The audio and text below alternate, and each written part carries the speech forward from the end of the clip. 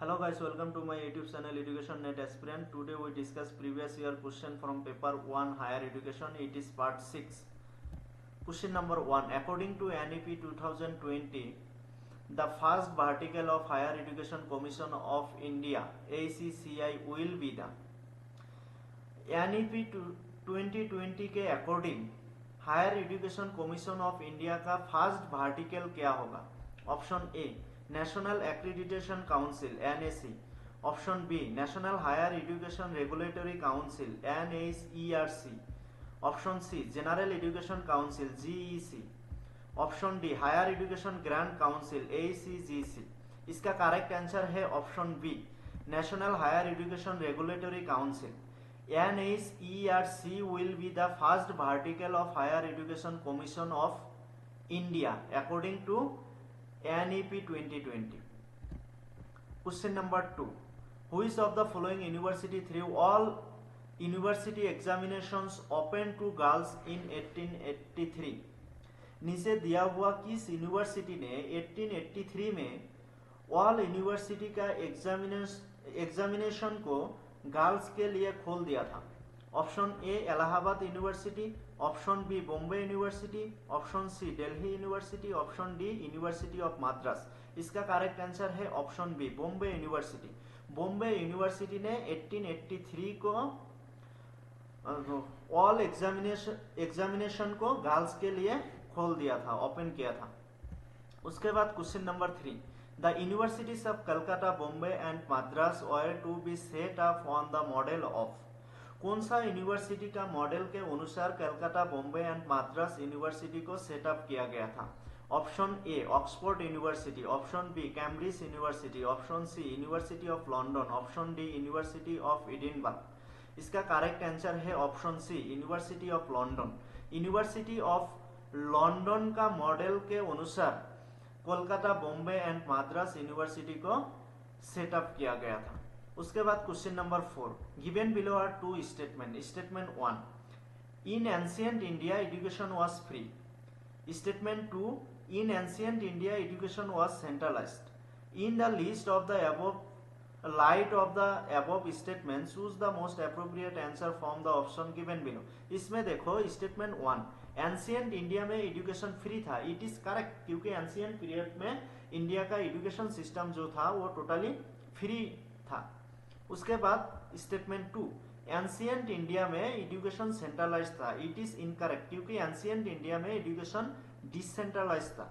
तो इसका correct answer होगा statement 1 is correct but statement 2 is incorrect, option C.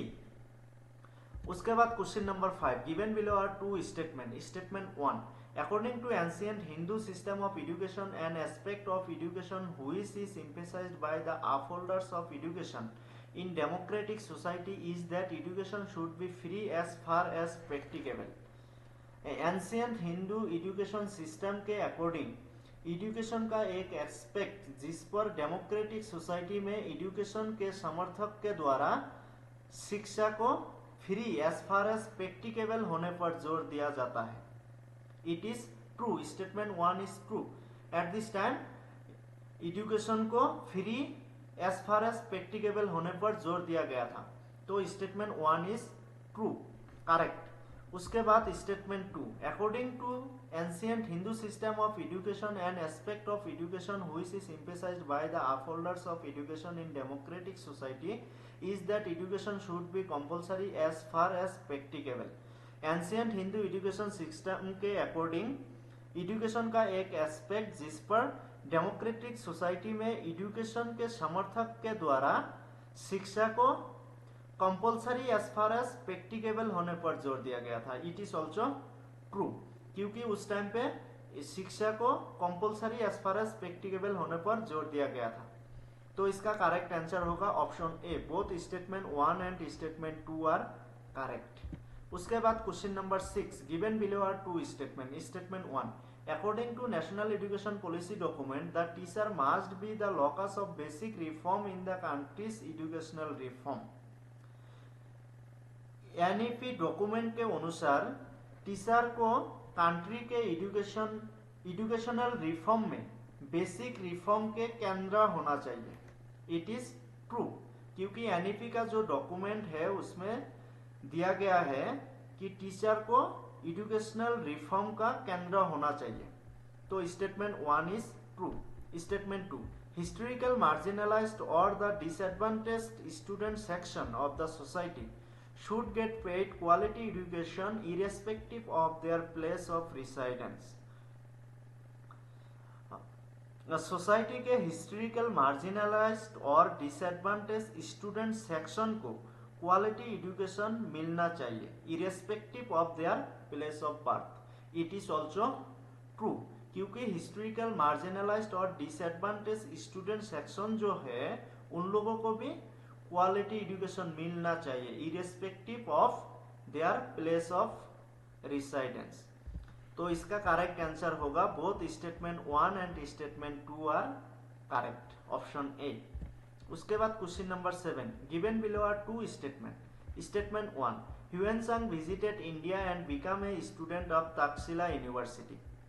ह्यूएनसांग India visit किया था एंड तक्षशिला यूनिवर्सिटी का स्टूडेंट था। उसके बाद statement 2, Hiuen Tsang visited India and become a student of yoga शास्त्रो। तो ह्यूएनसांग इंडिया विजिट किया था एंड योगा शास्त्रो का स्टूडेंट बना था।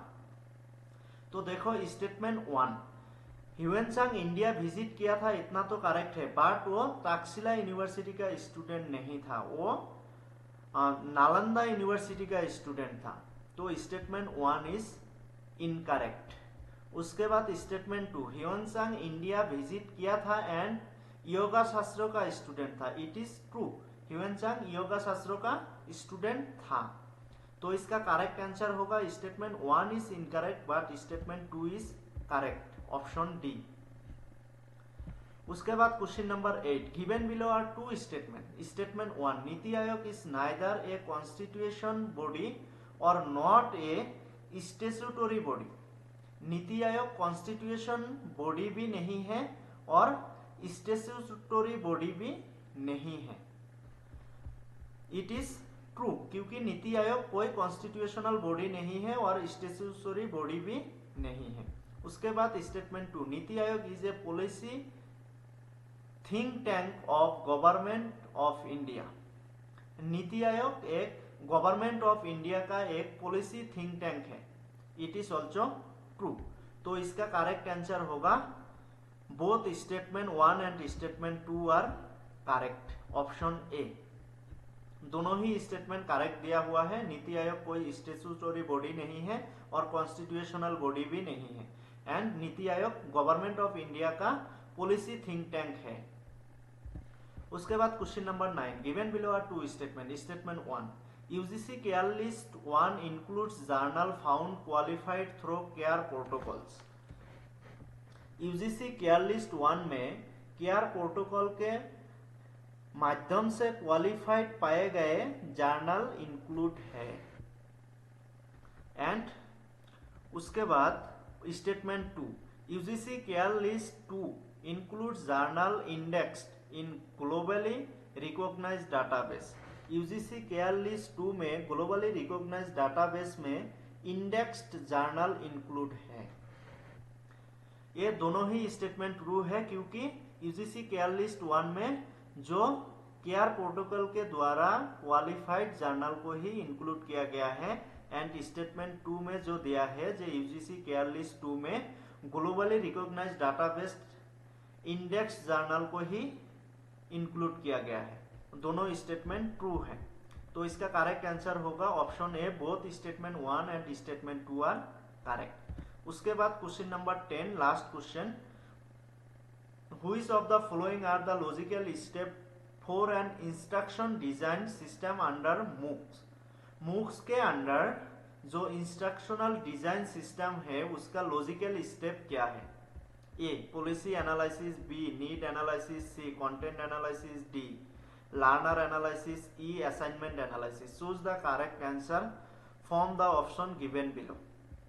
इसमें देखो जो ए पॉलिसी एनालिसिस, मूव के अंडर जो इंस्ट्रक्शनल डिजाइन सिस्टम है उसमें पॉलिसी एनालिसिस का कोई स्टेप नहीं है, तो ए नहीं आएगा। ए नहीं आएगा मतलब 1 और 4 ऑप्शन में ए है, इन दोनों को हटाओ।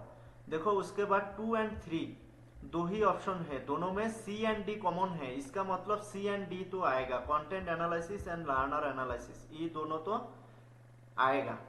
उसके बाद देखो बी एंड ई में से कोई एक होगा, B need analysis and E assignment analysis. देखो need analysis instructional design system के एक स्टेप है, तो बी आएगा। इसका मतलब इसका करेक्ट आंसर होगा option 2, B C and D only, need analysis, content analysis and learner analysis. आज के लिए इतना ही। अगर वीडियो अच्छा लगा तो लाइक एंड कमेंट करना एंड चैनल को सब्सक्राइब भी करना एंड इस वीडियो को ज्यादा से ज्यादा शेयर करो, क्योंकि sharing is caring. Thank you.